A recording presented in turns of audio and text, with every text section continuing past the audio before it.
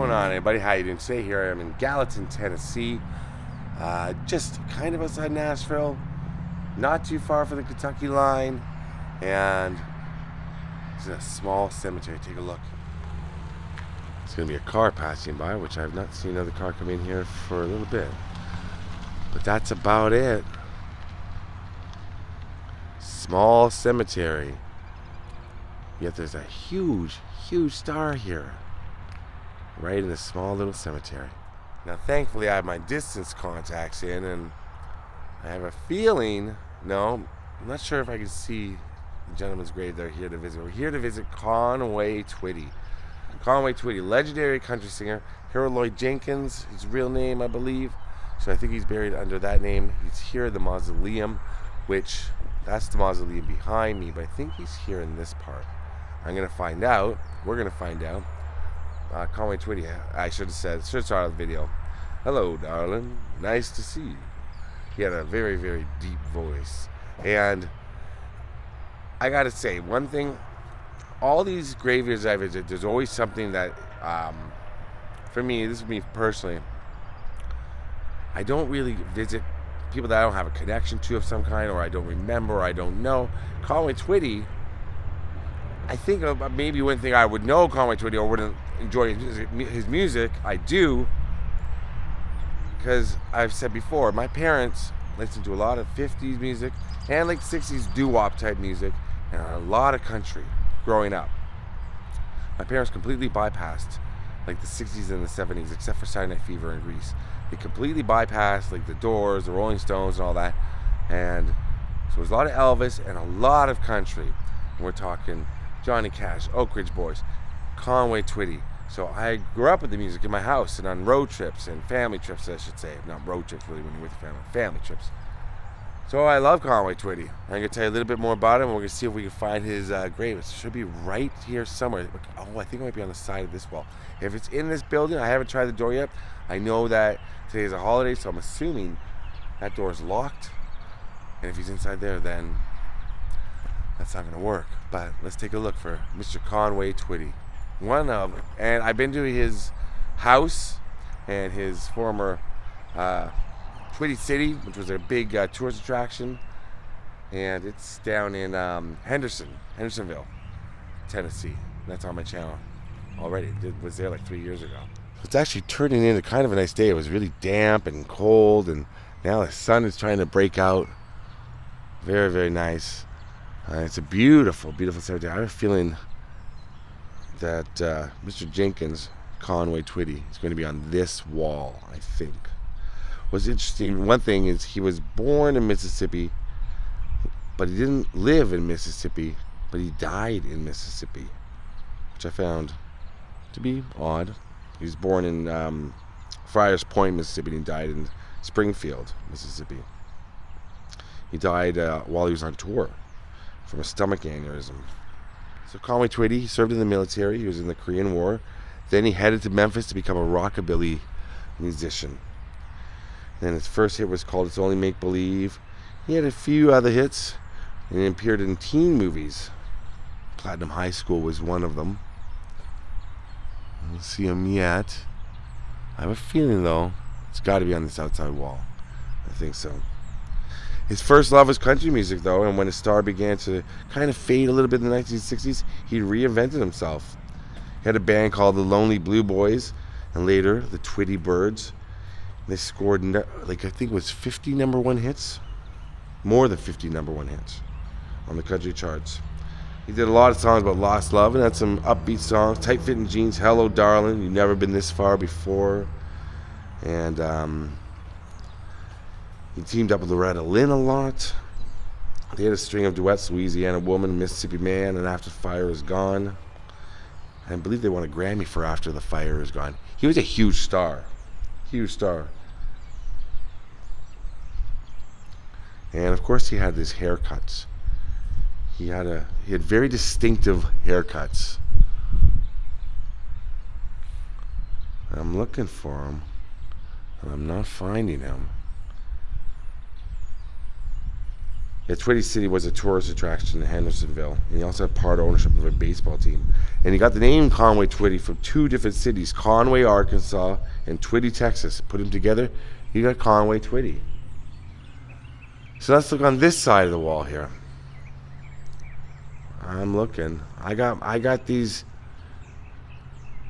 distance contacts in now that just, I'm like George Costanza. I'm spotting raccoons from far away. So we're looking for Jenkins. Harold Lloyd Jenkins. Maybe he's in the building. Harold E. Duffer, no. Oh boy. So look on this side here. This is what I saw at the corner of my eye before. It's a young lady. Huh. Let's see if the mausoleum is open. Maybe he's inside. Now you might ask yourself, well, Scott, why haven't you looked up exactly where he is? All I do is I look on the I find the grave, I'll find the grave, and I drive to the cemetery. I don't watch other videos if people have been to graves, the same grave I'm going to, because I don't want to influence my grave at all. I want to see it for the first time with my eyes, and that sort of thing. So I never, no, and I don't read about, if it's a holiday, I just kind of come, I'm assuming cemeteries are open, but I didn't think it's being a mausoleum, and it's open. Oh, wow. Here we are. Oh, my goodness. Alright, so I think he must be in here because it was giving me a pin to. A pin is a little, the pin that drops on Google Maps. And Find a Grave is really correct, and it showed it right along here. So I'm thinking he's probably inside here. Erp. Trout. We are looking together in real time for Conway Twitty. So far, not having a lot of luck.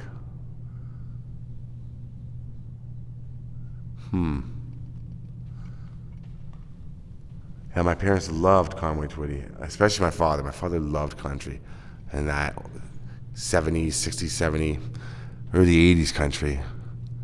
So, this one's for you, Dad. If I can find Mr. Twitty. I'm going up and down all of these. Rippy, IPOC. Huh. Gotta say, it's quite chilly in this mausoleum. Huh. Oh.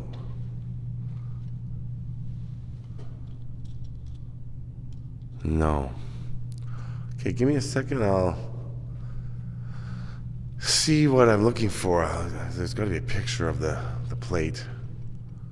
Let me see. No, I just took a look and he is indeed outside somewhere. Oh. Pull. He is indeed outside. Now, did I check on the other side? I'm going to take one last look here where we already were. And it seems to be a pretty big nameplate that says Jenkins. Did I just miss it? Wow.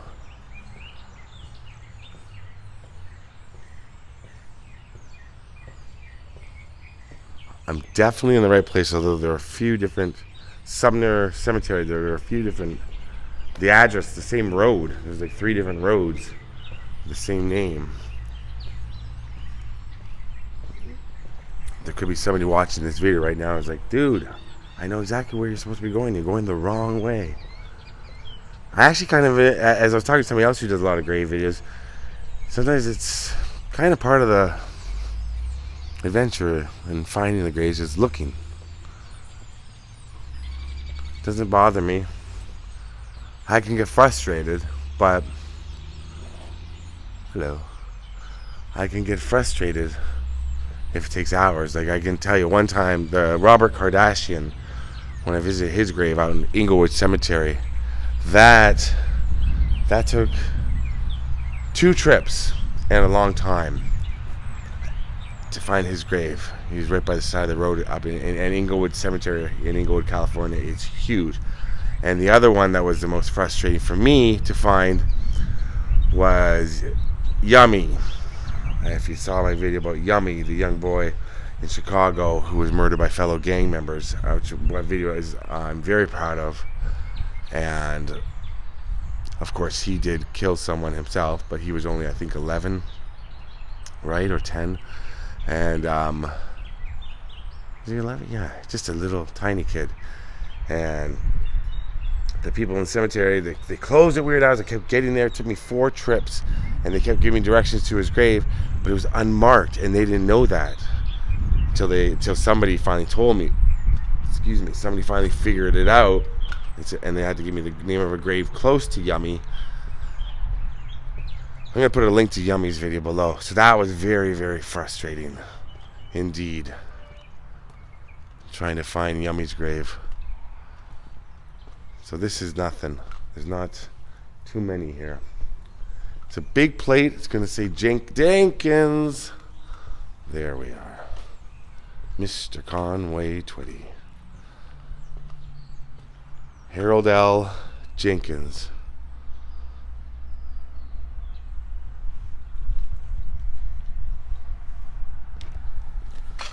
Right, so here we are. Harold Jenkins. Dolores, his wife, who I believe is still alive. And Harold L., 1933 to 1993. Not too old, 60. And below it, there's a small little plaque that says, "The great entertainer Conway Twitty from the Elvis Pink Cadillac fan club." There he is. And as I've said before, indoor mausoleums I don't leave. Traditionally, I leave a rock at every grave I'd visit as a sign of remembrance that I've been there. It's a Jewish custom. It's a Jewish tradition. And I don't leave them normally inside, outside as well, because I don't want people to trip on them. But here, there's not a lot of people coming out here, I don't think, right now. There's a lot. Don't get me wrong. They're beautifully decorated. But for Mr. Jenkins, I'm saying only a quarter and some things. So I'm going to put this right there with the flowers, with the beautiful flowers. Conway Twitty.